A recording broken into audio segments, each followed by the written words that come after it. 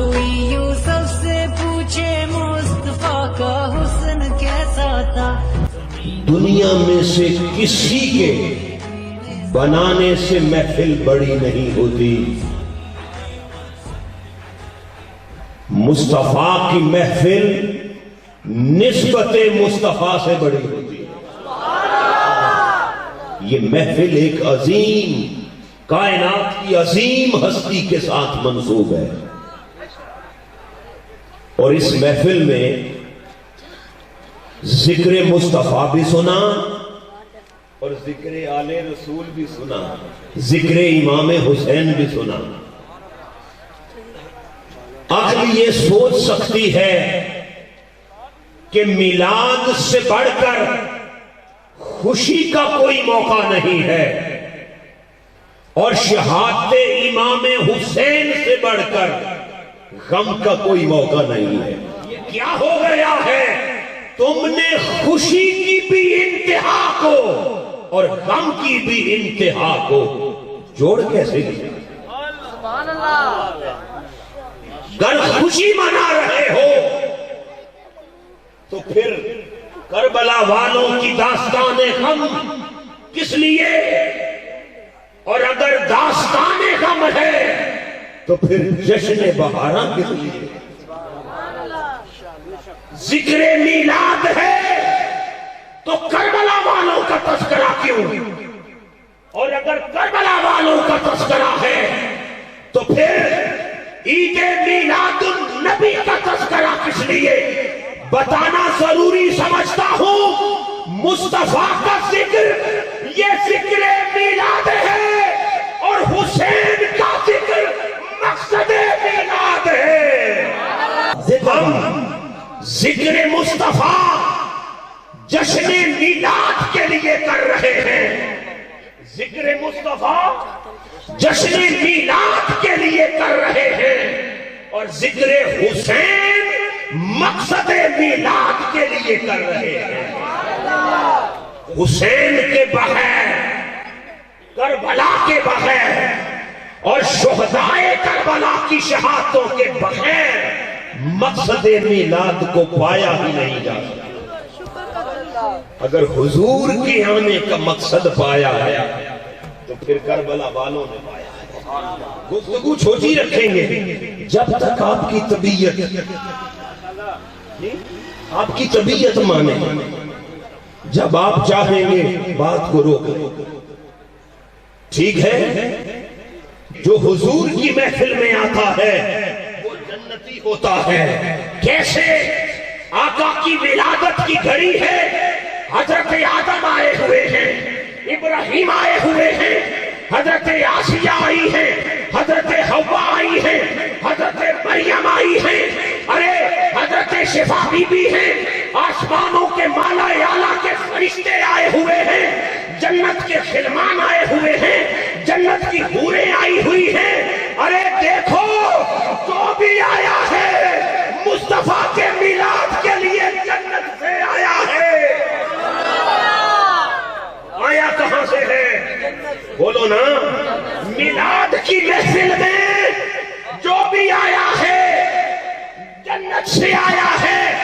وہ جنت سے آ کر میلاد مناتے ہیں، تم منا کے جنت میں جاتے ہو. وہ جنت سے آ کر میلاد مناتے ہیں، اور یہ وہ عمل ہے تم منا کے جنت میں جاتے ہو. ان کا جنت سے آ کر ابھی بھی اس کے اجر و ثواب کی بحث ہے کہ جس محفل کے شرکا کے لیے، جس محفل کے شرکا جنت سے آئے اور حضور کے گھر میلاد مصطفیٰ سلامی کے لیے، حضور کے استقبال کے لیے، جس کے آنے والے جنت سے آئیں اور ان کے تبرکات کے لیے جنت کے میوے آئے، جنت کا تبرک تقسیم کیا جا رہا ہو اسی دنیا میں، کسی عمل پر جنت کے تبرک دنیا میں آ کے نہیں بانٹے گئے. یہ میلاد محمد کی فضیلت ہے. جو حضور کے کاشانہ میں تھے اسے جنت کی نعمتیں مشروب لا کے پلائے گئے. جو بھی آیا ہے جنت سے آیا ہے. اور جو میلاد منا رہے ہیں اللہ کی عزت کی قسم خدا محبوب کے میلاد کی خوشی میں اسے جنت عطا کرے. آقا کا میلاد ہوا ہے. مناظر تو دو ہی تھے. مناظر تو دو آنکھیں تھیں.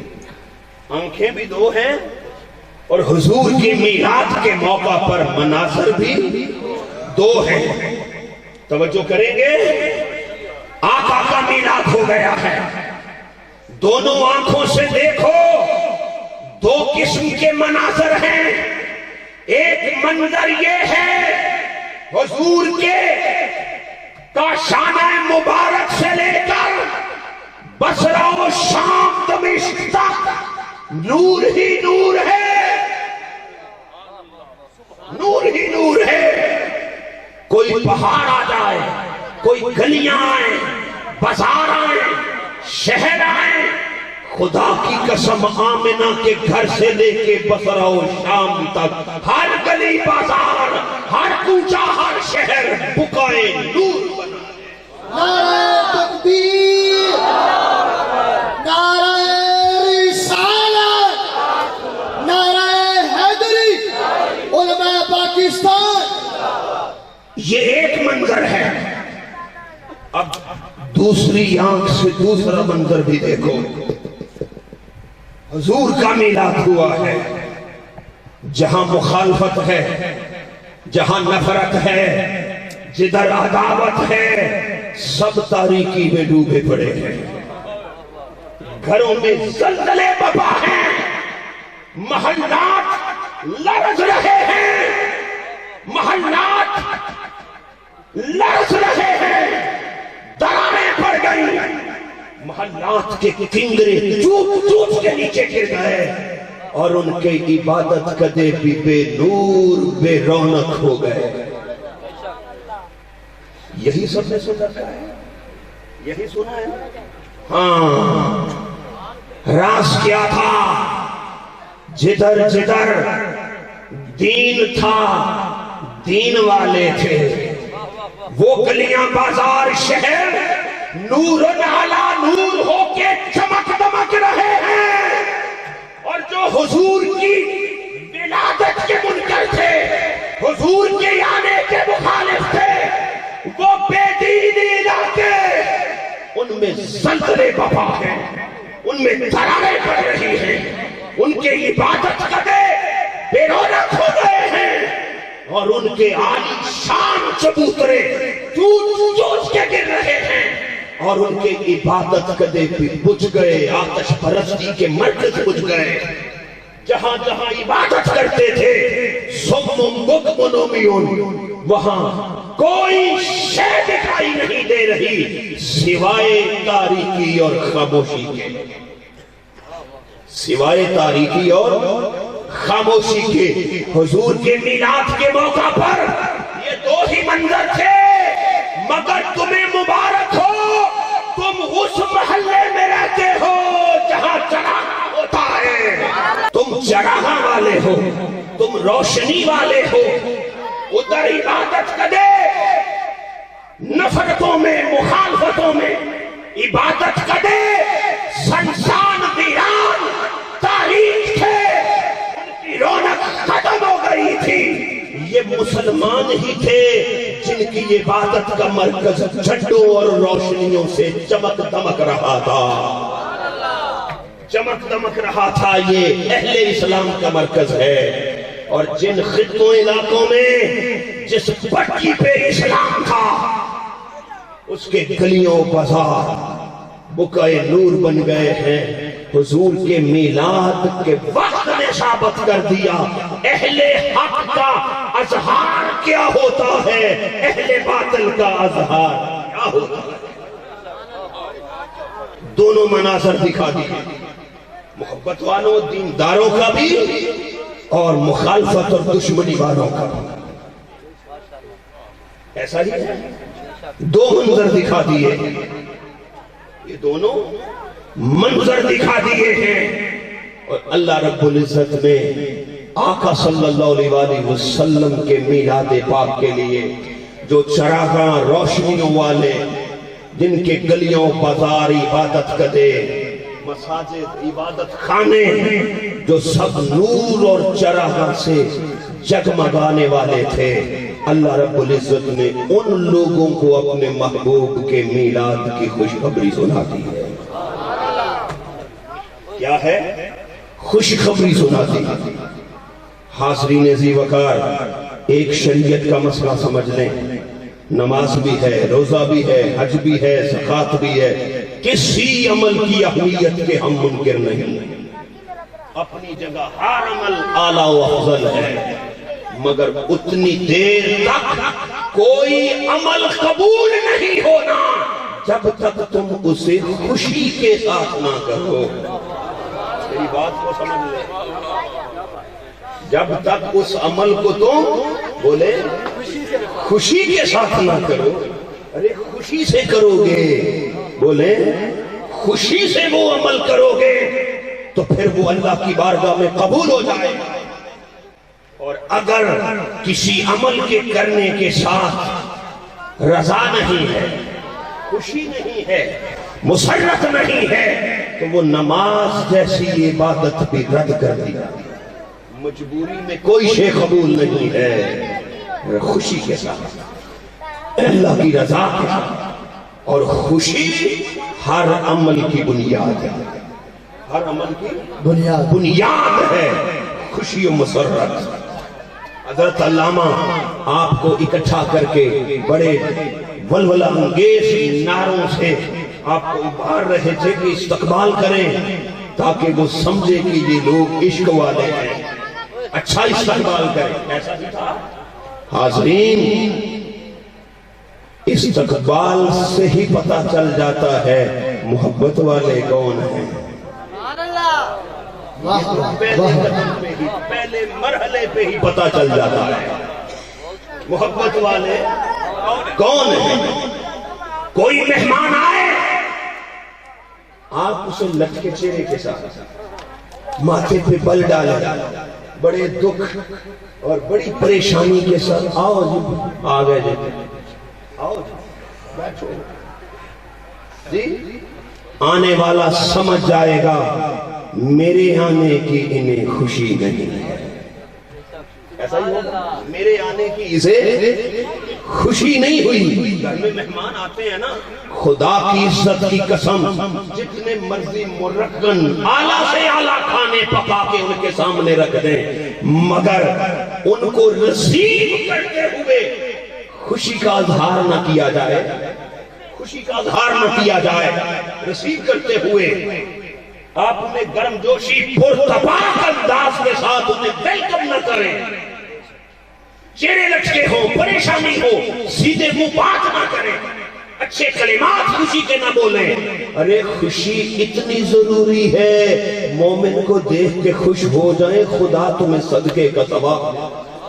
نعرہ تکبیر، نعرہ رسالت، نعرہ حیدری، علماء پاکستان۔ اگر ایک مومن آئے ملاقات کے لیے، تمہارے پاس کوئی مسلمان مومن آئے، مصطفیٰ کی شریعت کہتی ہے مسکراتے چہرے سے ملو، یہ بھی نیکی ہے، تو جب محمد مصطفیٰ آئے تو چہرہ کیسا ہوگا؟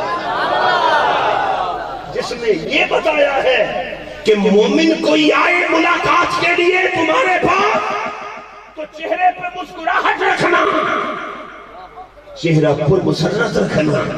جس نبی نے یہ ہمیں بتایا ہے اس کی آمد پہ چہرہ کیسا ہونا چاہیے۔ خوشی نہیں ہے، مہمان کو آپ نے خوشی سے رسیو نہیں کیا، اندر ڈرائنگ روم میں بٹھا کے جتنے چاہے مرکن کھانے دے دیں، پاؤں دبا دیں، اچھا بستر دے دیں، جو چاہے جتن کرتے پھریں، وہ سمجھے گا نہیں میرے آنے کی خوشی نہیں۔ اور اگر کسی کے آنے پر آپ اسے بازو کھول کے ملیں، گرم جوشی سے ملیں، سلام لیں، सलाम पढ़े, नहीं समझे? आने पर सलाम ही नहीं है, आपने तो सलाम ही नहीं किया। किसी के आने का एहतराम क्या हुआ, सलाम तक नहीं लिया। बोलिए, नुक्ता समझेंगे? सलाम ही नहीं लिया, सीधे मुंह मजबूरी में पड़ा। तो जिससे सलाम ले रहे हैं वो कम अज कम सिर्फ जुमले का सलाम नहीं, पूरा सलाम देने आया है। नहीं, बात को समझे। आप जिस पे सलाम लेने से घबराते हैं, जिस पे सलाम करने से घबराते हैं, दो जुमलों वाला सलाम वो तुम्हें पूरा दीन इस्लाम देने आया है। नारे तकबीर, नारे रिसालत। सबसे पहले पुरमुसर्रत तरीके से मिला जाए, और अगर नहीं है ये अजहार तो आने वाला समझेगा कि कदरदानी नहीं हुई, मुझसे मोहब्बत नहीं है, मुझसे मिलना, मेरा आना इनके लिए नागवार गुजरा है। बाकी बाद के सारे अमल रायगा हो जाएंगे। किसी अमल को आने वाला मेहमान कबूल, ये उसूल है दुनिया मुलाकात के आदाब कि जब कोई मिले तो उसे पुरमुसर्रत चेहरे के साथ, खुशी के साथ वेलकम। ये वो हस्ती तशरीफ लाई है दुनिया में जिसके आने की बशारतें और मुबारकें अल्लाह रब्बुल इज्जत खुद दुनिया को दे रहा है।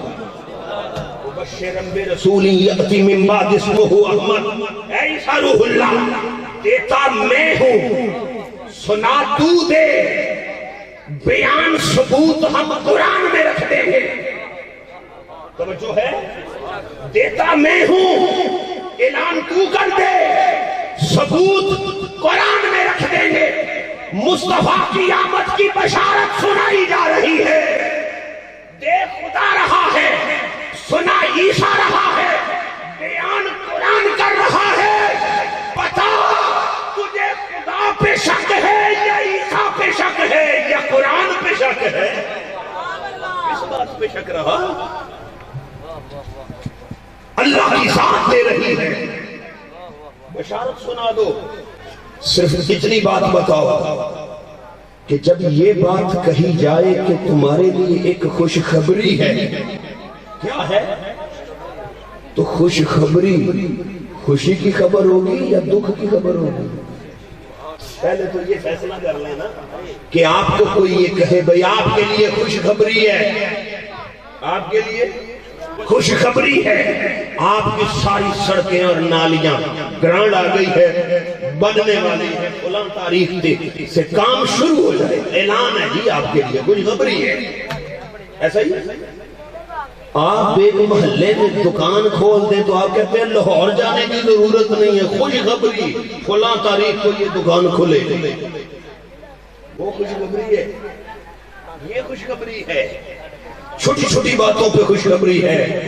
कुर्बान जाए, कभी इब्राहिम को आखिरी उम्र के हिस्से में बेटा इसहाक देना था तो अल्लाह रब्बुल इज्जत ने कुरान में कहा हम तुम्हें खुशखबरी देते हैं, हम तुम्हें खुशखबरी देते हैं। खुशखबरी खुशी की खबर होती है। याद रखें, नबी बशीर भी होता है, नज़ीर भी होता है।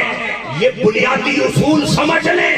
जहां डराने की बात होगी वहां मुस्कुराना गलत है, और जहां खुशखबरी का हुक्म होगा वहां गम करना जुर्म है।